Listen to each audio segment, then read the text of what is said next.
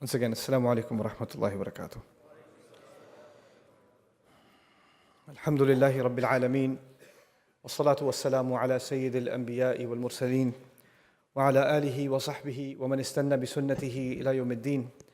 Allahumma ja'alna minhum wa min alladhina amanu wa amilu salihat wa tawasaw bil haqqi wa tawasaw bis sabr. Ameen ya Rabbil Alameen. Today I want to share with you some things about a common dhikr that we do, a way of remembering Allah that He taught us, and a history and the significance of this remembrance of Allah. Something that the Prophet ﷺ said that he himself commits to at least 100 times a day. And the phrase that all of you are familiar with is Astaghfirullah. Allah Azza wa Jal, when He created human beings, the first human being, Adam alayhi salam, the story everybody knows, but bear with me as I remind you of some elements of that story. You see, there are three elements, three characters in this story other than Allah Azza wa Jal. There's the group of the angels, there's Adam alayhi salam and our mother, and then there's Iblis. And I'm going to compare Adam and Iblis for a little bit. Iblis, before the creation of Adam alayhi salam, he was given a great honor. Allah Azza wa Jal has elevated him to the point where some narrations tell us that he was even in charge of the angels.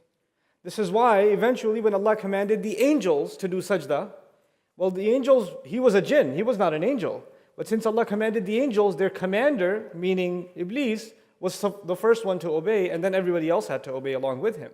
But he refused. So this was kind of the honor given to Iblis. And you notice that Adam alayhi salam, when he was created, he was also given an honor. He was also given a special status, that the angels, even ranking above the angels actually, which is why Allah Azza wa Jal commanded them for that sajda. You find with Iblis, he violated a commandment of Allah Azza wa Jal. Allah commanded him something and he refused. He failed. And you also find with Adam alayhi salam, Allah gave him one single commandment. Don't go near the tree. He told him and our mother, don't go near the tree. And you also find a violation. You find that they also ended up going near the tree. Both of them were honored. Both of them made a mistake. They have something in common. But what they have not in common is what happens after the mistake. What happens after the mistake? After the mistake, Iblis gives justification. He explains that it's actually not a mistake at all. I am completely logical in what I'm saying. I'm made of fire. And you can imagine also, in part of his argument, I've been around a lot longer. I'm senior to him. I have way more experience. You just created him, and he's made of dirt. What is he? He hasn't even proven himself. And I am supposed to submit myself before him? How is he getting a higher rank? I can't accept this. So he's giving a logical explanation for his disobedience to Allah Azza wa Jal. Adam alayhi salam, this is not commonly understood, but Adam alayhi salam could also give a logical explanation. You see, when Allah created Adam alayhi salam, He made an announcement to all of the angels. He told all the angels, إِنِّي جَاعِلٌ فِي الْأَرْضِ خَلِيفَةً. Surah Al-Baqarah tells us, He told all the angels, I am putting a Khalifa on the earth. Allah announced to the angels from the very beginning that Adam was created for the earth. Eventually, when Adam alayhi salam ate from the tree, Allah says, now you must go down to the earth. Adam alayhi salam could turn around and say, wait a second. Even before I ate from the tree, you made the announcement that I'm going to go to the earth anyway. You already told everyone, you told the angels, and this is actually what Iblis came and told him. Iblis said, by the way, you live in Jannah, you like it, right? But you know what? That's not the plan for you. The announcement that was sent out, the announcement that was made is not, you're not made for Jannah right now, you're made for what? The earth. You like staying here? You like Jannah? Well, there's only two kinds of people that can stay here. Either angels or permanent residents. And you're not an angel, and you can't be a permanent resident. Guess why He doesn't want you to eat from that tree? Because anybody who eats from that tree, إِمَّا أَن تَكُونَ مَلَكَيْنِ وَإِمَّا أَن تَكُونَ مِنَ الْخَالِدِينَ. If you eat from that tree, one of two things will happen. Either you will turn into angels, or you will turn into permanent residents. That's why Allah doesn't want you eating from that tree. Because He wants you to go to the earth. That's why you should stay away from that tree. So if you want to stay here, and so this was the offer Iblis made to our father and our mother in Surah Al-A'raf. And so they go and they eat from the tree. And Allah Azza wa Jal says, what prevented you? Why didn't you stay away from this tree? And the same way Allah asked Iblis, why did you refuse to make sajda? Allah asked Iblis, why? Why did you disobey? Allah asked Adam alayhi salam and Hawa alayhi salam, why did you disobey? Same exact thing. Why and why? Iblis gave a logical answer. Adam alayhi salam could also give a logical answer. Ya Allah, you already knew that I was going to go to the earth. This is a setup. And to this day, there are people that will come up to you and me and say, if Allah already knows what's going to happen, why is it my fault? Why is it my fault? Adam alayhi salam could have been the first human being who asked that question. Allah already knew I was going to go to the earth. It's not my fault. But instead, Adam alayhi salam, and by the way, that would have been a very logical question. No doubt, would have been a logical question. But Adam alayhi salam made a very important decision for all of us. He made a decision, and our mother made a decision, that instead of thinking that Allah tricked them, by the way, that's literally what Iblis says, you made me slip. You tricked me. Because you made me slip. They blamed Allah. Adam alayhi salam, instead of blaming Allah, blames who?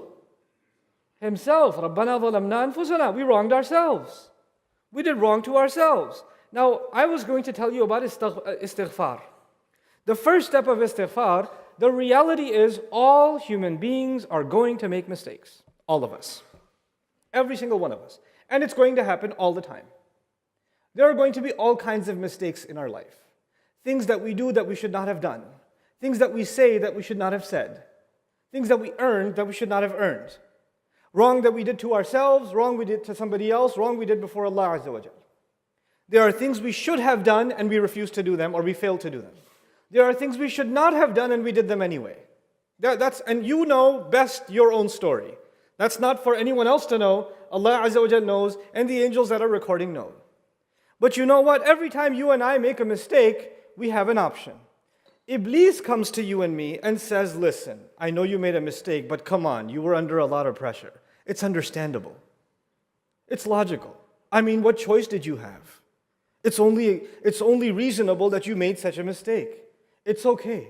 Allah understands. Don't worry about it. Don't feel so bad about it. Everybody makes mistakes. It's okay. Everybody makes mistakes. So Iblis' first job is to come and tell you, you don't need to feel so sorry because your mistake was logical. You got really angry and you hit someone, and then Iblis comes and tells you, well, they made me really angry. Did you hear what they said? You see, it was justified. I mean, what did you want me to do? Just listen? That's why I hit them. Or you decide to insult somebody, or somebody decides to steal, and somebody says, what did you want me to do? Everybody's doing it. I can't even pay the bills. What did you want me to do? Somebody accepts a bribe, and they tell themselves, look, I have to survive. I have small kids. Shaitan comes and tells you, just like himself, when the mistake is caught, he tells you to say, no, it was okay. You don't have to feel so bad. You don't have to feel so bad. The mistake isn't yours. Why did Allah put me in such a difficult position anyway? It's Allah's fault. Ma'adallah. Allah put me in a difficult position. What did you expect? Of course I was going to mess up. You see, this is Iblis' line of thinking. Adam's line of thinking, رَبَّنَا ظَلَمْنَا, and we wronged ourselves. We did wrong to ourselves.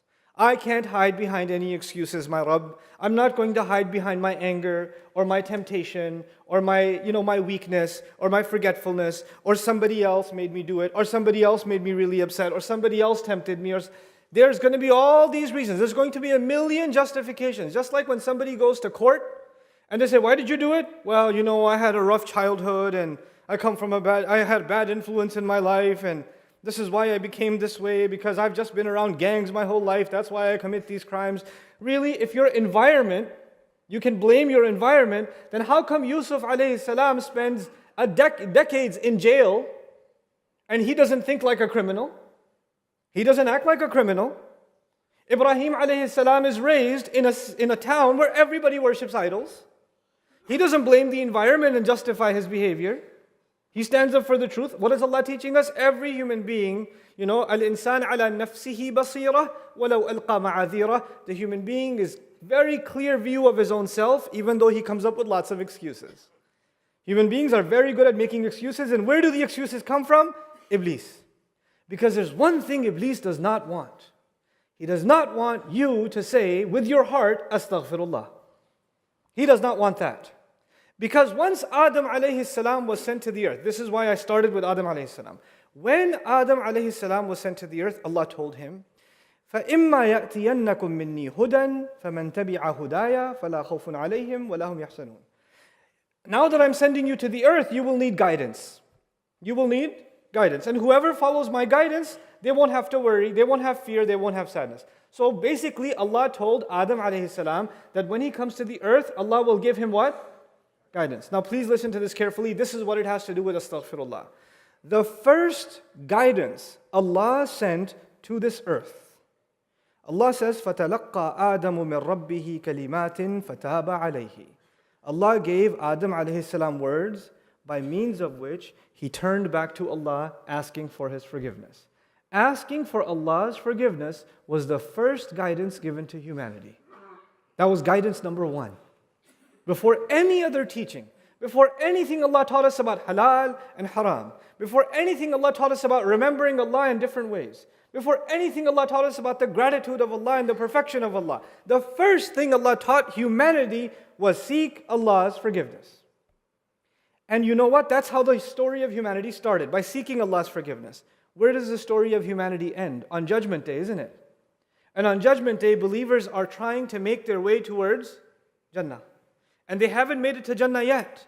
They haven't made it yet. Some people had a lot of faith, so they have a lot of light coming out of their chest and their right hand. And some people have a little bit of faith, so they have a little bit of light coming out of their chest and their right hand. And if you have a lot of light, you know where to go. If you have a little bit of light, you can only take one step at a time.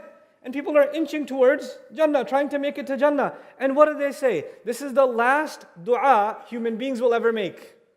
This is the last dua human beings will ever make. In Surah Al-Tahrim, رَبَّنَا أَتْمِمْ لَنَا نُورَنَا وَاغْفِرْ لَنَا. Master, please complete our light. Let this light, this battery not run out until we make it to the gates of Jannah. And forgive us. Forgive us.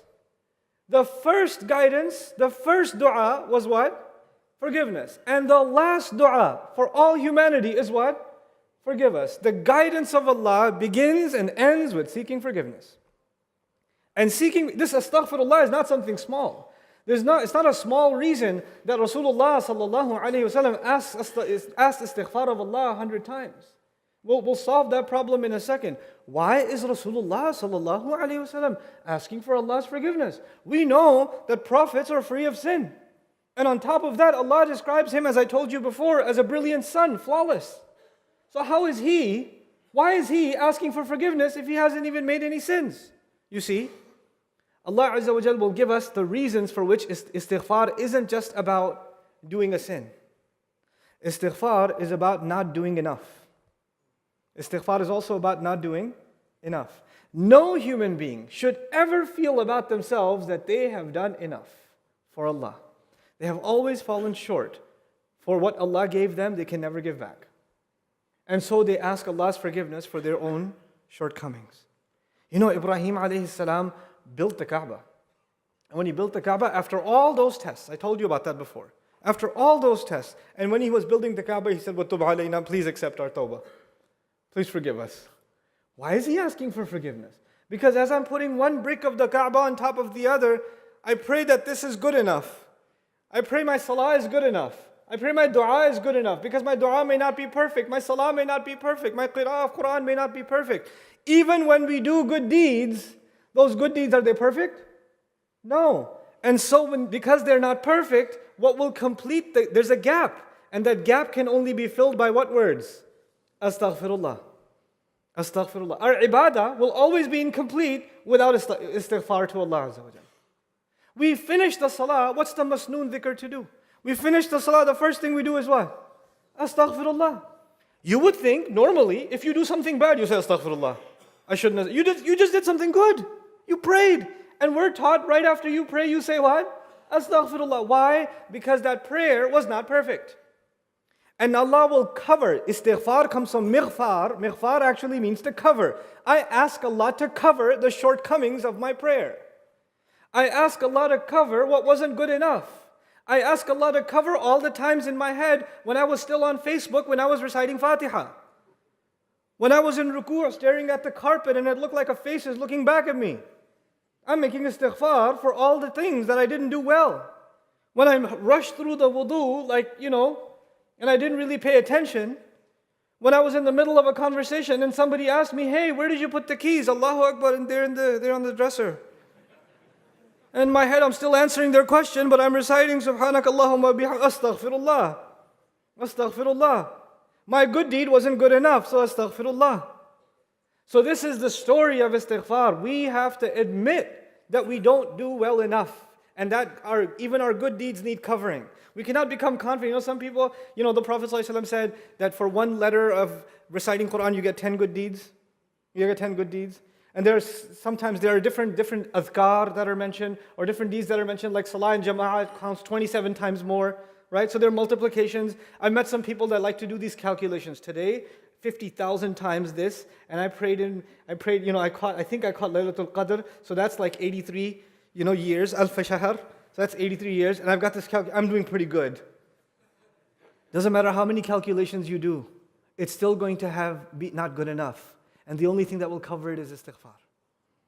That's the one part. What's one part of istighfar? What's the other part of istighfar?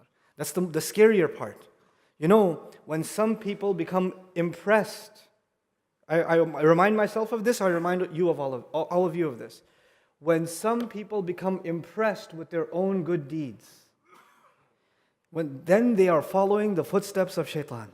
And it doesn't matter if those are prayers, and it doesn't matter if that's hajj, and it doesn't matter if it's anything else. If you yourself are impressed with the good that you have done, you're impressed with how patient you are, you're impressed with how kind you are, you're impressed with how much you pray, you are impressed with how much you recite. When you become impressed with yourself, the door of istighfar is closed. Even if you say astaghfirullah, you don't mean it, because you think it's perfect, you're perfect already.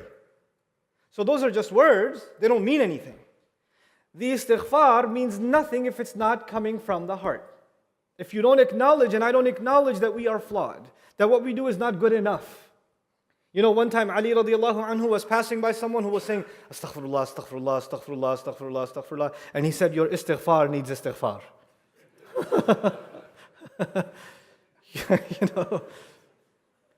So the last thing I share with you about istighfar, not only does it cover our flaws, not only does it teach us humility, and it teaches us, profoundly it teaches us that we aren't perfect and we will always be making mistakes, and we have to admit our mistakes to Allah. By the way, on that note, it's not easy to admit your mistake to another person. Somebody says to you, hey, I didn't like what you said. What? What did I say? Huh? It was perfectly right what I said. What are you talking about? You didn't understand what I said. There's a problem with you, not with me. When somebody points out your mistake, you get defensive. I didn't make a mistake. Guess who got defensive when his mistake was pointed out? Iblis. And when you become defensive, there's no way you'll ask Allah's forgiveness. Yes, it's hard to admit our mistakes in front of people. But if you get in the habit of defending yourself every time, it will be hard for you and hard for me to admit ourselves before Allah. It'll be hard for us to say, Ya Allah, I messed up, I shouldn't have said that. I shouldn't have done this. I shouldn't do this. I shouldn't do this. And I'm seeking genuinely your forgiveness. So being able to admit your mistake is actually a step towards istighfar. Shaitan doesn't even want us to admit it. So finally, the benefits. What do you get when you make istighfar? Not only do your sins get covered, not only is it the last steps before we walk into Jannah, وَاغْفِرْ لَنَا, وَاغْفِرْ لَنَا, the last words before people enter into Jannah. But in addition, Nuh alayhi salam told us something. He told us something about what will happen if people make istighfar. فَقُلْتُ اسْتَغْفِرُوا رَبَّكُمْ إِنَّهُ كَانَ غَفَّارًا يُرْسِلِ السَّمَاءَ عَلَيْكُمْ مِدْرَارًا وَيُمْدِدْكُمْ بِأَمْوَالٍ وَبَنِينَ وَيَجْعَلْ لَكُمْ جَنَّاتٍ وَيَجْعَلْ لَكُمْ أَنْهَارًا مَا لَكُمْ لَا تَرْجُونَ لِلَّهِ وَقَارًا. Allah Azza wa Jal told Nuh alayhi salam to teach the people. And he told Allah, Ya Allah, I gave them the best offer. I gave my people the best offer. I told them to make istighfar of your master. I told them to seek forgiveness of your master. And if you do, what will happen? The sky will open up, pouring down. يُرْسِلِ السَّمَاءَ عَلَيْكُمْ مِدْرَارًا. And it doesn't just mean rain. It means rizq from the sky will come pouring down. Protection will come pouring down. Guidance will come pouring down. Blessings will come pouring down. Everything you need in this life comes from the sky. And the sky will open up for you only because you're making what? Istighfar. يُرْسِلِ السَّمَاءَ عَلَيْكُمْ مِدْرَارًا وَيُمْدِدْكُمْ. And He will extend for you. بِأَمْوَالٍ وَبَنِينَ. He will give you more and more money. He will give you more and more children. And yumdidkum doesn't mean yazidkum, meaning He'll give you more children, more money. But even if you have a little bit of money, it will go very far. And if you have just a child, or your child is not, you don't have many kids, the good they do will go very far. Yumdidkum, meaning your good deeds will continue through your money. Allah will make your money work for your dunya, and Allah will make your children work for your dunya, and He will make your money and your children work for your akhirah, only because you made istighfar. Yumdidkum bi amwalin wa banin. And then He says, وَيَجْعَلْ لَكُمْ جَنَّاتٍ وَيَجْعَلْ لَكُمْ أَنْهَارًا. And He will put gardens out for you, and He will put rivers out for you. And the ulama got confused. Wait, a lot of people make istighfar, but they never get gardens? They never get rivers? But Quran says if you make istighfar, you will get gardens and you will get rivers. It's completely logical. Even if you have 100 rand and you're a person of istighfar, that 100 will do more good for you than 1,000,000 would have done for you. If you have a sick child, and you make istighfar, the good that will come from that sick child will be better than 10 sons that were strong and started businesses and became millionaires and became your backbone. That will be better for you because you're a person of istighfar. And when will you see those gardens? And when will you see those rivers? When you come back to Allah, you will see the gates open and gardens and rivers waiting for you. وَيَجْعَلْ لَكُمْ جَنَّاتٍ وَيَجْعَلْ لَكُمْ أَنْهَارًا مَا لَكُمْ. What is wrong with you? Nuh alayhi salam told his people, what is wrong with you? لَا تَرْجُونَ لِلَّهِ وَقَارًا. You're not hoping for Allah to dignify you? Why don't you want Allah to honor you? Why don't you want Allah to bless you? Allah Azza wa Jal will honor you when you become people of istighfar. And this is my last comment to you.